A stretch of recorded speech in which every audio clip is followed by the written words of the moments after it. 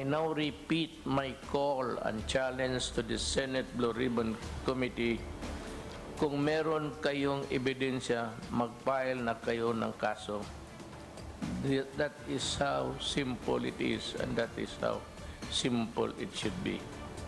Allow the Ombudsman, the proper agencies, and the courts to investigate, prosecute, and find guilt if there is any. The House of Representatives Blue Ribbon Committee has already concluded its hearing and is now preparing its report because it is conducting investigation in a more neutral and civil manner and without the necessary politicking. I cannot say the same with the present Senate Blue Ribbon Committee, whose investigations are not really achieving anything nor going anywhere. It is clear, according to COA, that there is no overprice, no ghost deliveries, and no corruption. We follow the procedures according to the law, and that you yourselves have passed. We did it quickly as mandated, and we only paid when the goods were delivered. Crumple those corporations that you are so intent on destroying, for all I care. As for government, we have already said and done our part. Magtatrabaho lang kami.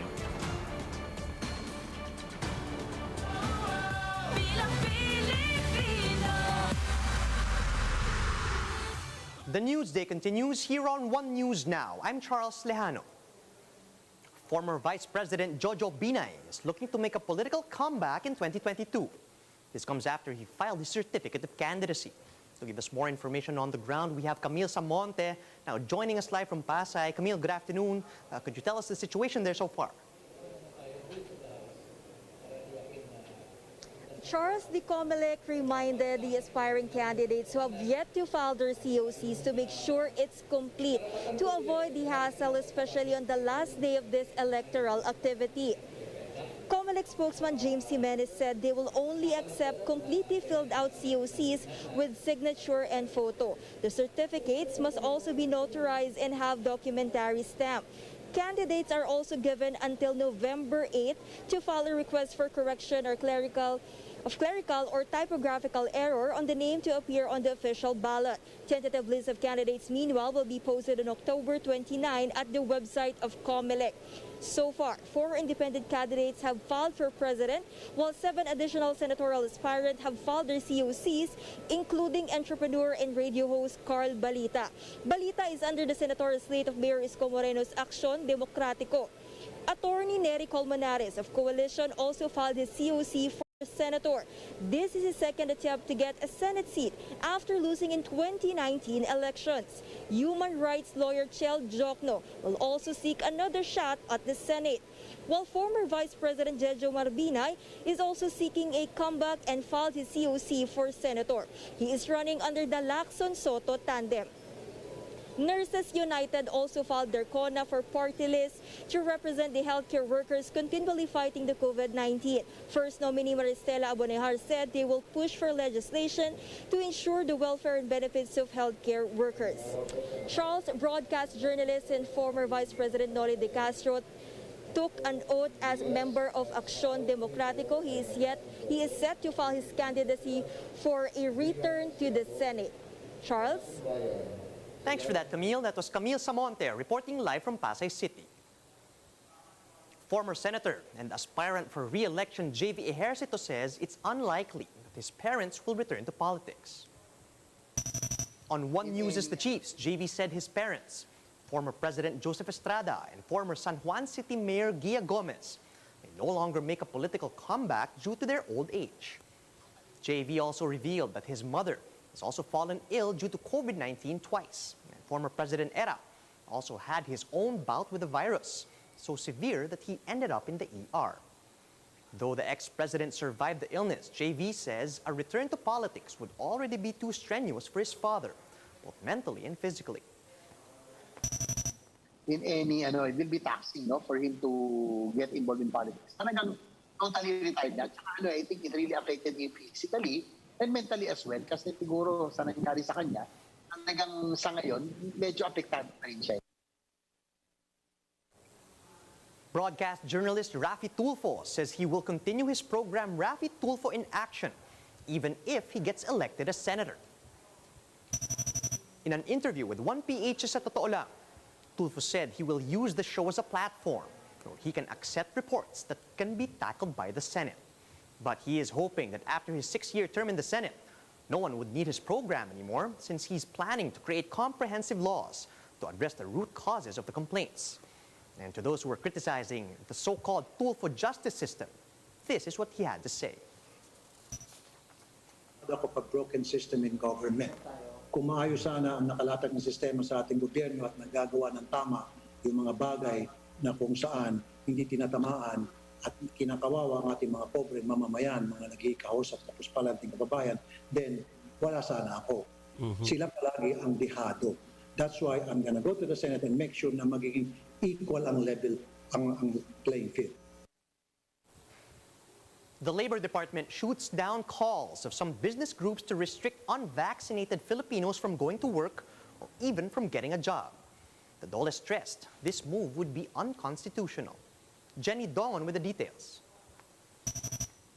As government tries to ramp up its vaccination efforts, several business groups have called on mobility restrictions against the unvaccinated. The groups want to take it a step further, prohibit the unvaccinated from returning to work, and worse, stop hiring those who refuse inoculation.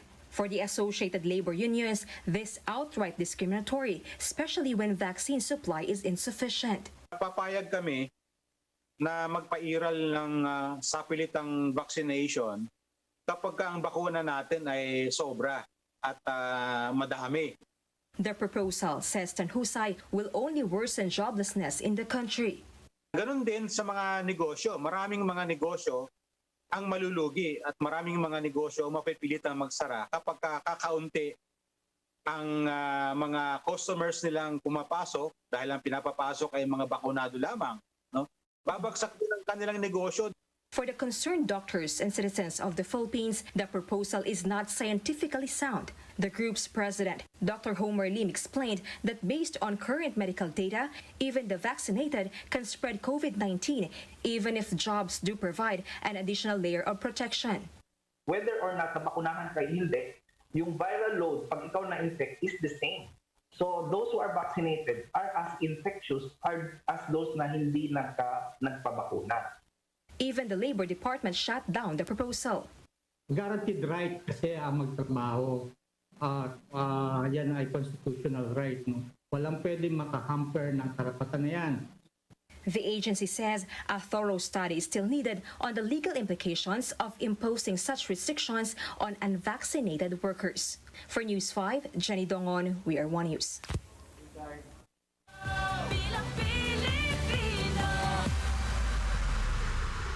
It's official. Vice President Leni Robredo is running for president in 2022. She made a huge announcement this morning, the second to the last day before the deadline of filing of certificates of candidacy. To give us more details, we now have Gerard de la Peña reporting live from Quezon City. Good afternoon, Gerard. What do you have for us? Well, Charles, it's official. Vice President Leni Robredo has made her announcement saying that she is running for president. And this was the decision that a lot of supporters have been waiting for, as it took a while for the Vice President to decide on this. As we can remember, the Vice President has tried to strike negotiations with various members of oppositions, such as Manila Mayor Isko Moreno, Senator Panfilo Lacson, among others. But it looks like, as reported in the previous days, that these talks have collapsed and it's now impossible to have this unification talk. So now VP Robredo is gunning for the presidency. Charles. Thanks for that. That was Gerard de la Peña reporting live from Quezon City.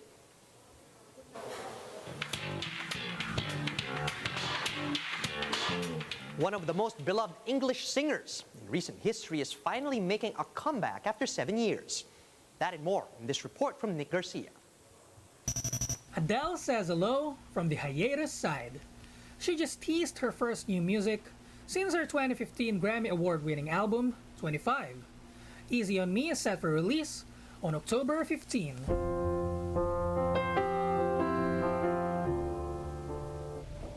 Over at the streaming side, meanwhile, HBO Max just dropped the first trailer of House of Dragons. The much-awaited Game of Thrones prequel revolves around the reign of House Targaryen 200 years ago. The trailer showed glimpses of new characters and battles. Dreams didn't make us kings. Dragons did.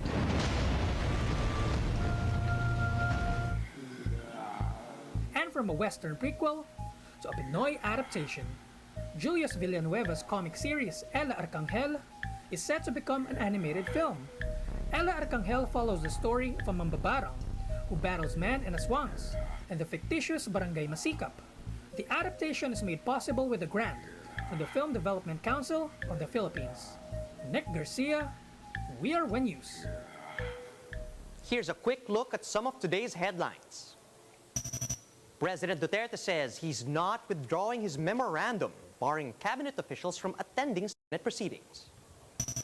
The National Telecommunications Commission is set to investigate Bongbong Marcos's use of emergency texts to send updates on his filing of COC.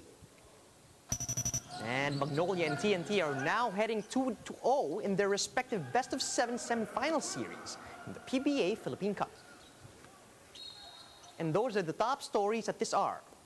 Join us again later at 1 p.m. as we continue to monitor the day's biggest stories. You can also catch One News on Signal Play. Register for a free account now at www.signalplay.com so you can stream One News live anytime, anywhere. I'm Charles Lejano. Mask on, wash hands, and stay safe, Philippines. We are One News.